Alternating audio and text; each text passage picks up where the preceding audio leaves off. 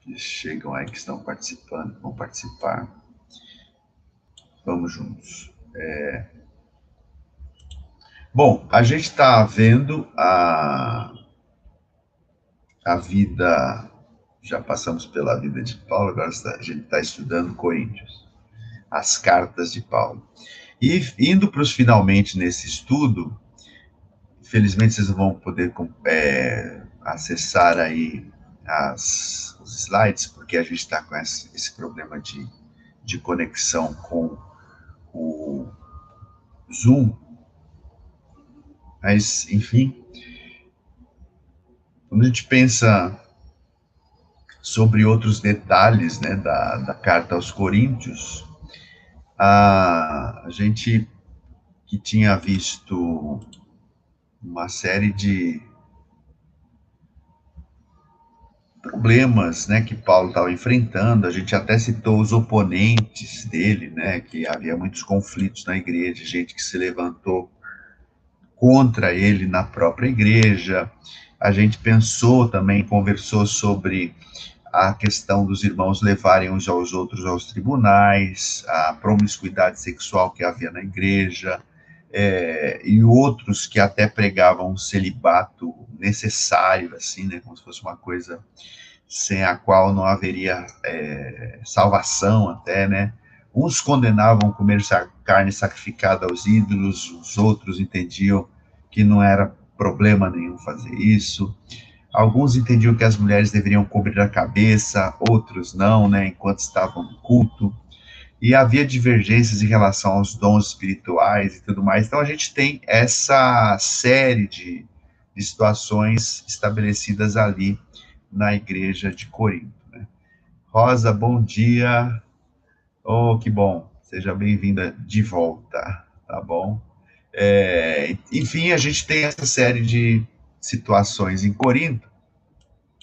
E aí o que a gente vai pensar agora, e Paulo vai, né, se defender, e quando ele se defende, ele fala sobre quem ele é, fala sobre suas credenciais, e ele até se julga, se faz uma autocrítica, dizendo que ele está agindo como um louco, mas aquilo, por hora, era necessário para que houvesse bom senso da parte daqueles irmãos. Dito isto, né, conhecendo esses conteúdos da igreja de Corinto, a gente tem agora pensar algumas coisas práticas também, né? Por exemplo, as datas, né? Quando que Corinto foi escrito? Possivelmente, 1 de Coríntios foi escrito em 55 ou 56 da nossa era, né? 55 ou 56. E a segunda carta que chegou até nós, lembremos que o texto, tanto de 1 como de 2 Coríntios, eles deixam entender que Paulo havia escrito já outras cartas. Primeira de Corinto, Paulo refere-se a uma carta anterior. Então, o que nos chegou como primeira carta aos Coríntios seria a segunda, pelo menos a segunda carta que Paulo havia escrito àquela igreja. E segunda de Corinto deixa entender que houve uma carta entre a primeira e a segunda. Essa seria então a quarta carta. O texto, minimamente, a gente percebe isso ali quando Paulo escreve suas cartas. Então, primeira de Corinto, que chegou até nós, foi escrita em 55 ou 56. A segunda de Corinto, que está no nosso cânon, ou 56 ou 57 da nossa era. Bom, como que a carta de Corinto foi aceita no cânon do Novo Testamento, né? É importante a gente lembrar que já havia uma, assim, grande circulação de documentos, né, até o final do primeiro século, documentos apostólicos. Por exemplo, a primeira carta que ele escreve aos Coríntios é citada na última década do século I por Clemente de Roma, né? Clemente de Roma, que é uma pessoa que teve contato direto com os apóstolos, ele cita a primeira carta aos Coríntios. Na segunda década, né, melhor, na primeira década do segundo século, esta carta é citada por Inácio de Antioquia, que era um líder na igreja de Antioquia, da Síria. Ele foi condenado por, pelo imperador, e ele, ou ele negava a Cristo, ele era morto, e ele faz questão de ser morto. Questão não, mas ele não se imagina negando o Senhor. E aí ele sai de Antioquia da Síria, que está lá no Oriente Médio, né, próximo à Fenícia, próximo ao Líbano, na região da, pouco subindo para a região da Cilícia, né, aquelas regiões à esquerda, né, ou ao ocidente, para a Ásia Menor. Daquela região ele sai para Roma, né, que é capital do império, bem distante dali, e ele vai fazendo esse trajeto, e à medida que ele passa nas igrejas, que os guardas permitem que ele pernoite em algumas igrejas, ele vai escrevendo cartas, e ele cita essa primeira carta aos Coríntios em 3 de suas cartas, né? E a gente tem essas referências essa referência de Inácio de Antioquia, que é uma referência histórica importante. Miriam, bom dia.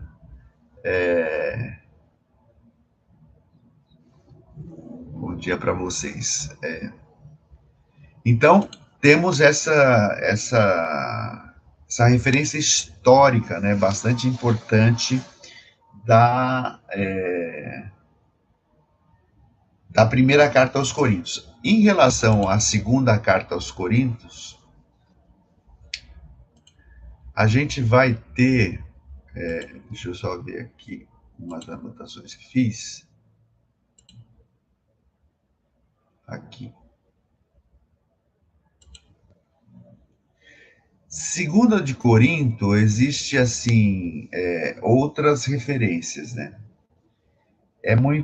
Existe, alguns eruditos vão dizer que 1 de Timóteo 2, 13 a 15, primeira carta que Paulo escreve a Timóteo 2, 13 a 15, possivelmente, como Timóteo foi escrito depois de Corinto, possivelmente esta é uma referência à 2 de Coríntios 1, 13. 1 a 3. Só para a gente ter a referência aqui. Então, 1 de Timóteo 2, 13 a 15. Deixa eu abrir aqui e ler com vocês. Primeira carta que Paulo escreveu a Timóteo. 2, 13 a 15. Diz assim: porque primeiro foi formado Adão, depois Eva, e Adão não foi enganado, mas sim a mulher que, tendo sido enganada, tornou-se transgressora. Entretanto, a mulher será salva dando à luz filhos, e se elas permanecerem na fé, no amor e na santidade com bom senso. 1 Timóteo 2, 3, isso que diz. 2 de Coríntios 11, do 1 a 3, vai dizer o seguinte para nós: espero que vocês suportem um pouco a minha insensatez, sim. Por favor, sejam pacientes comigo. O zelo que tenho por vocês é o zelo que vem de Deus. Eu os prometi como único marido. Eu os prometi a um único marido, Cristo, querendo apresentá-los a Ele como uma virgem pura. O que receio e quero evitar é que, assim como a serpente enganou Eva com astúcia, a mente de vocês seja corrompida e se desvie da sua sincera e pura devoção a Cristo. A alusão aqui a Eva, tanto em Corinto como em Timóteo, alguns autores, alguns intelectuais que estudam a Bíblia, entendem que a citação em Timóteo é uma referência ao que Paulo está fazendo aqui aos Coríntios, na segunda carta. Há possibilidade também da citação de 2 Coríntios por Inácio, né? Dentro das suas cartas, alguns trechos da carta apresentam nuances de que ele estava também fazendo menção da segunda carta aos Coríntios, né? Carta que ele escreve aos Efésios, no capítulo 15, versículo 3, Inácio, né? Faz uma referência possível a 2 de Coríntios 6,16, a carta que ele escreve a Filipenses 6,3, uma possível referência a 2 de Coríntios 1,12 e 11, do 9 a 10, enfim. Quando a gente pega alguns documentos desses primeiros chamados pais da igreja, Inácio é um deles, nós percebemos que em alguns trechos dos seus textos, você percebe, ainda que não literalmente o texto do apóstolo, você percebe algumas situações assim, literalmente os textos apostólicos, mas você percebe nuances em outras situações de que é uma referência àquilo que Paulo já havia falado, no caso aqui, segunda carta aos Coríntios. A referência mais segura, né, a segunda de Coríntios está no cânon de Marcião.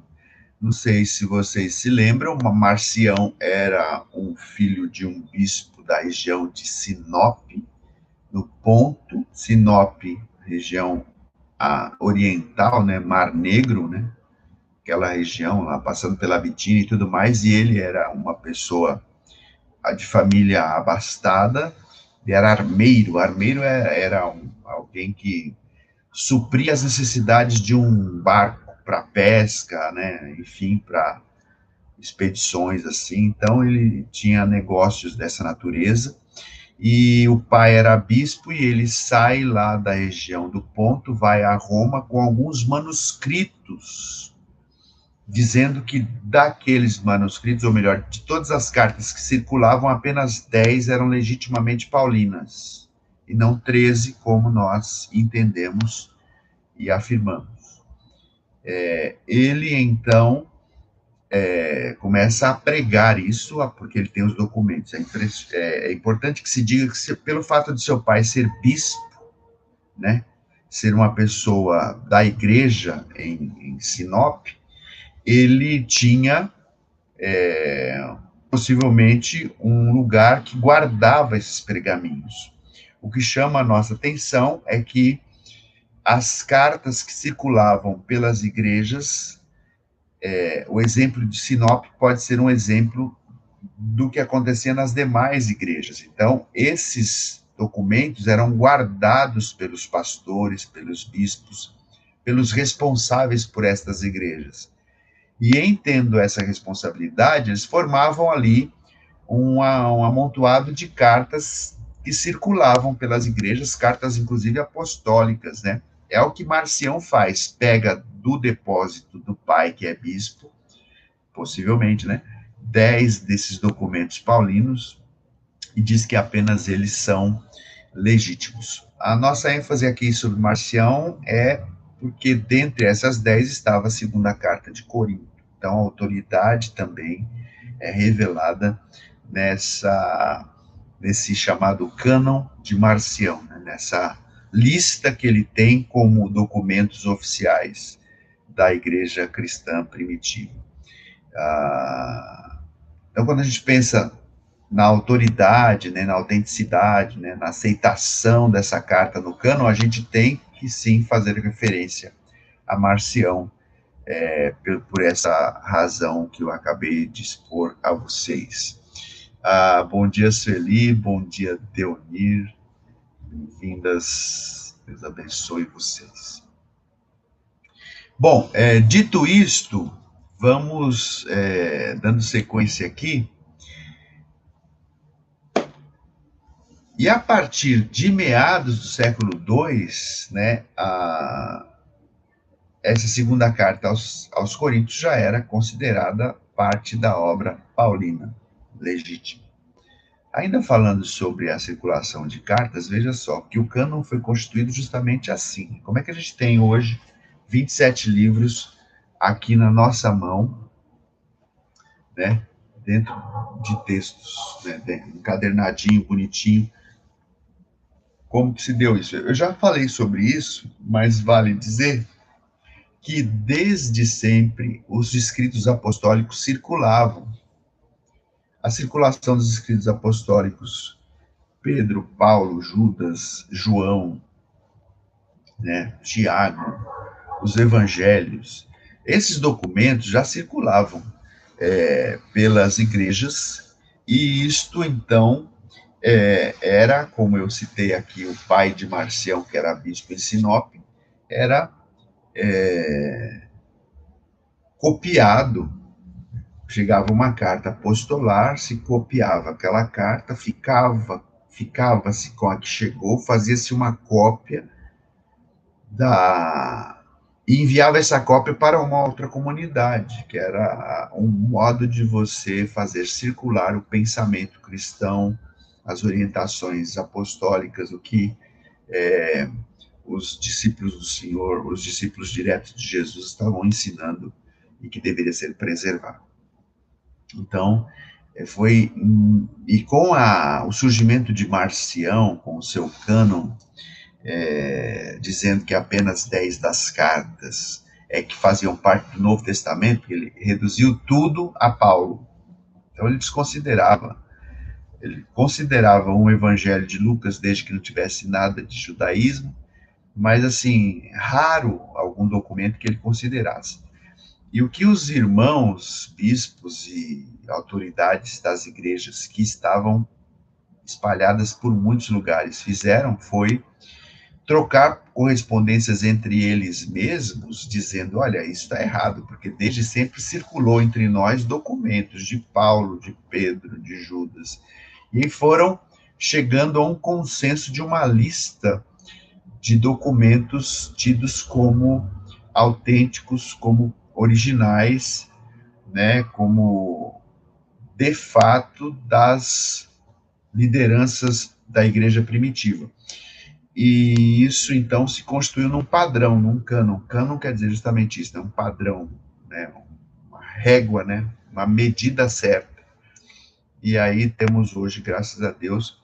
E, querendo ou não, isso também foi fruto da própria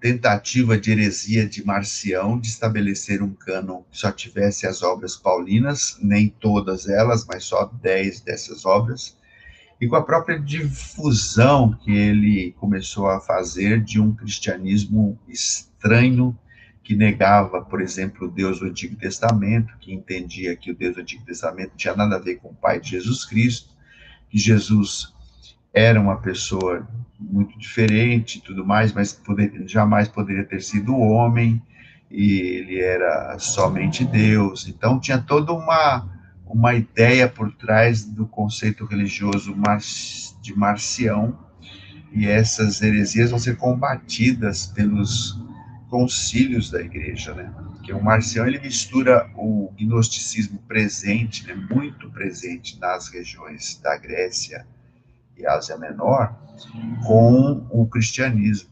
E aí, então, por conta dessa, e uma das ênfases dele, uma das suas ênfases era justamente que o cânon bíblico, o que tinha autoridade, o que deveria ter autoridade na igreja, era só 10 textos e não os 13 de Paulo, e muito menos os demais que circulavam pelas comunidades. E aí, então, a igreja vai se opor a isso, graças a Deus, e nós temos hoje o cânon com 27 documentos que são a palavra de Deus. Dito isto, quais as contribuições dessas cartas para nós? Ainda que o grande número de temas abordados, né, nessas cartas que Paulo escreveu, sejam peculiares, né, aquelas comunidades, né, estando ligadas, né, essas questões todas estão ligadas diretamente às circunstâncias específicas daquelas comunidades, né? Então, os problemas particulares deles foram tratados por Paulo, os problemas deles lá naquele contexto. Mas esses temas que Paulo abordou, eles proporcionam valiosas oportunidades para a gente olhar para o Evangelho como imutável, né?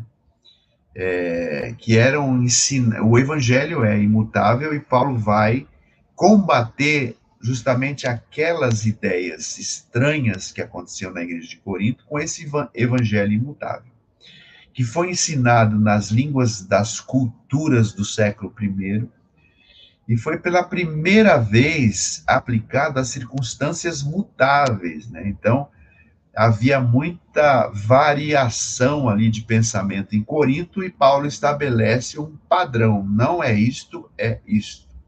Não são estas coisas, é esta coisa, né? Coisa no bom sentido aí. Então, este evangelho imutável chega dentro daqueles contextos mutáveis, de mutabilidade, de mudanças constantes, para estabelecer padrões, né? Sociedade em que a igreja de Corinto estava estabelecida era uma sociedade bastante dinâmica, bastante fluida, né? Bastante complicada até, por conta dos próprios contextos, das suas religiosidades, dos seus modos de viver a vida, que estava muito intrincado, muito ligada a essa religião muito plural. Não só isso, você também tinha, além dos próprios gregos e gente não judia que estava presente nessa comunidade, também tinha judeus, então você vai ter elementos judaizantes também, né? Então, um pan de coisas que o que vai trazer o equilíbrio, o que vai orientar, o que vai pôr norte dentro daquela bagunça toda é alguma coisa imutável, que é o evangelho. Ponto. Então, o que a gente percebe também é que nenhum outro trecho da obra de Paulo fala mais do caráter do próprio Paulo do que as cartas que ele escreve aos Coríntios. Nenhum outro texto vai falar do seu caráter desse modo, nenhum outro texto vai mostrar o cristianismo que Paulo prega deste modo, do modo como ele mostra na primeira e segunda carta aos Coríntios. Nenhum outro texto que ele escreveu vai falar de modo tão específico do seu ministério pastoral, do seu apostolado, nenhum outro texto que não as cartas que ele escreve aos Coríntios. É bastante importante a gente olhar para essas cartas e perceber que Paulo se coloca muito nessas cartas, né? Não é uma coisa assim que ele quase não aparece. Não, ele se coloca muito porque as situações exigem que ele se coloque muito, e com isso, graças a Deus, percebemos o seu caráter, o seu cristianismo, o seu ministério, o seu apostolado, o seu jeito de ser, né? Então, é muito uma carta que revela muito quem é esse apóstolo aos gentios, né?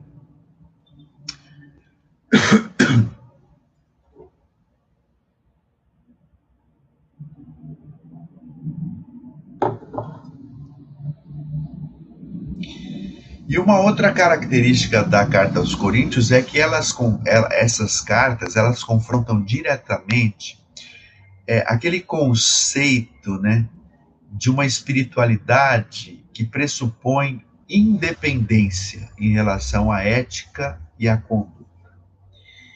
Assim, porque essas cartas são bastante importantes para nós hoje, porque hoje em dia existe também um cristianismo muito laissez-faire, né? Muito solto, muito sem compromissos. Então, eu, olhando para as escrituras, lendo as escrituras do meu jeito, faço o que quiser da minha vida e não há problema, porque eu entendo que Jesus é assim, é assado, ele me entende, ele me compreende, não há problema nenhum. É o que Donald Carson vai chamar de escatologia suprarrealizada. O que é isso? É justamente essa espiritualidade que independe não se relaciona nem com a ética nem com a moral, não tem problema nenhum, nem ética nem conduta. Eu e Deus nos entendemos. É mais ou menos isso que possivelmente acontecia em Corinto. Aí Paulo não vai deixar isso desse jeito, porque ele vai pontuar, não é assim que funciona. Existem confrontos sérios, confrontos diretos aqui nessas cartas que Paulo deixa muito claro para aqueles irmãos que a vida cristã não é do jeito que eu penso que deve ser, que acontece. Ela tem um jeito certo de existir, de acontecer, e o jeito certo Paulo dá a receita. Né? Então você tem sim responsabilidades, você já está salvo, mas ainda não. Você está em processos. Esses processos eles implicam em negação da carne, né? Implicam em uma série de coisas. Então precisa repensar esse tipo de cristianismo que você tem vivido, né? Então, 1 de Coríntios também contribui de modo importante a doutrina da igreja, né? Porque Paulo vai falar em 1 de Coríntios, 2 de Coríntios, sobre a natureza, sobre a unidade, sobre a diversidade, sobre as características da igreja, né? Sobre a questão da conduta da igreja diante do mundo, né? Vai falar sobre a interdependência entre as pessoas que compõem essa igreja, né? Vai falar sobre a disciplina na igreja. Então, quando a gente olha para essas cartas, elas são muito importantes porque elas explicitam, deixam claro para a gente também essa instituição estabelecida por Deus que ele um dia vai levar consigo para habitar a eternidade, que é a igreja. Paulo vai falar da natureza, da unidade, da diversidade, das características, da conduta, da interdependência, da disciplina que se aplica à igreja. Então, a carta, as primeiras, as cartas que Paulo escreve são muito importantes também nesse particular. Né? Continuando, quando a gente olha ainda para Corinto, essas cartas, a gente percebe, por exemplo, no capítulo 15 de 1 de Coríntios, Paulo vai revelar a lista mais antiga, né, escrita das testemunhas da ressurreição de Jesus. Porque ele vai falar que Jesus ressuscitou na presença de cerca de 500 irmãos. Foi elevado aos céus, melhor. Foi elevado aos céus na presença de 500 irmãos. 1 de Coríntios, capítulo 15,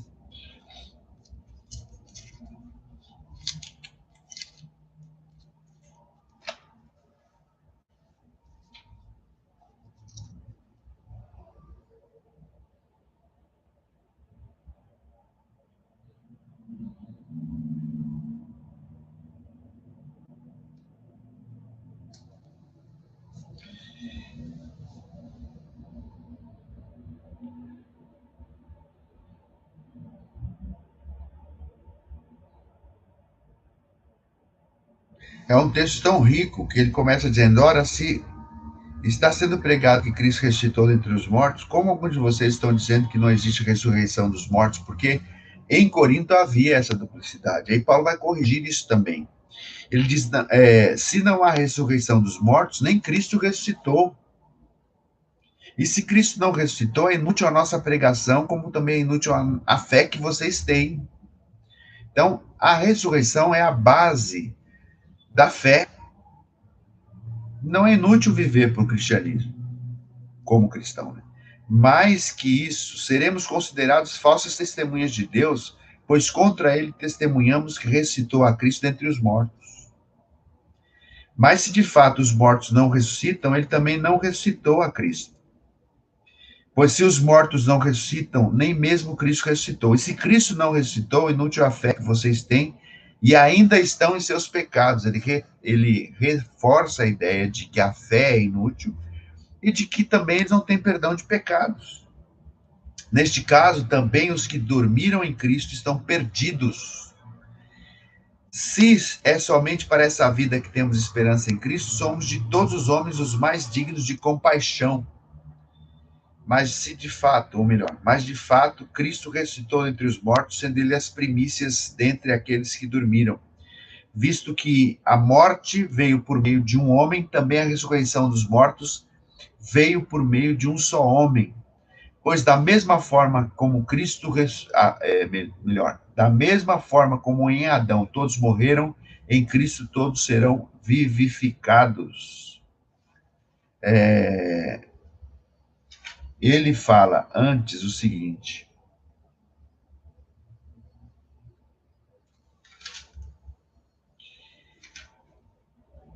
verso 5, e apareceu a Pedro e depois aos 12. Depois disso apareceu a mais de 500 irmãos de uma só vez, a maioria dos quais ainda vive. Foi sepultado, ressuscitou ao terceiro dia, versículo 4, né? Segundo as Escrituras, apareceu a Pedro aos 12, depois a mais de 500 irmãos de uma só vez, a maioria dos quais ainda vive, embora alguns já tenham adormecido. E aí ele fala, depois apareceu a Tiago, então a todos os apóstolos, e depois destes apareceu também a mim como um que nasceu fora de tempo. Então ele vem fazendo uma lista sobre a ressurreição de Cristo, ou para quem Jesus se apresenta quando ele ressuscita.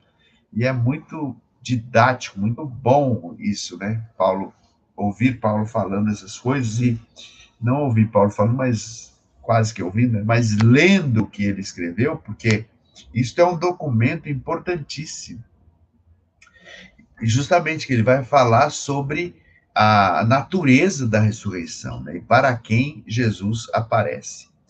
Bom, 1º e 2º de Coríntios também revelam como a mais incisiva, né, assim, uma coisa bastante enfática que acontece nessas cartas é uma condenação à arrogância, uma condenação à autoexaltação, à vanglória, à autoconfiança, porque Paulo fala assim de modo bastante incisivo, bastante próprio contra esse tipo de atitude.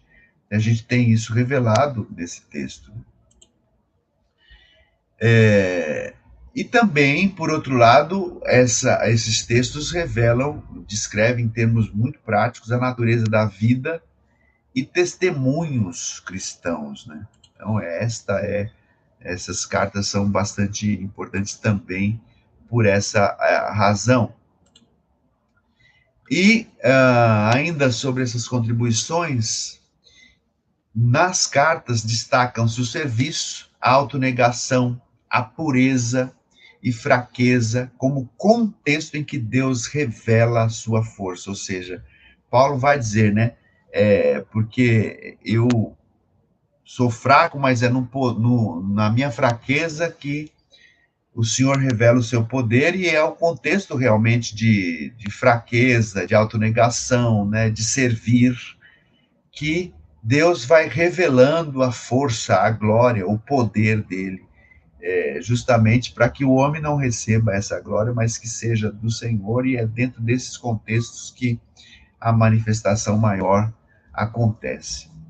E possivelmente o auge do texto, né, dessas duas cartas que chegou a nós, graças a Deus, seja a ênfase no amor como caminho sobremodo excelente que os cristãos deveriam buscar, que está registrado lá no capítulo 13, que é, desculpa, uma tossezinha chata, no capítulo 13 da primeira carta aos Coríntios.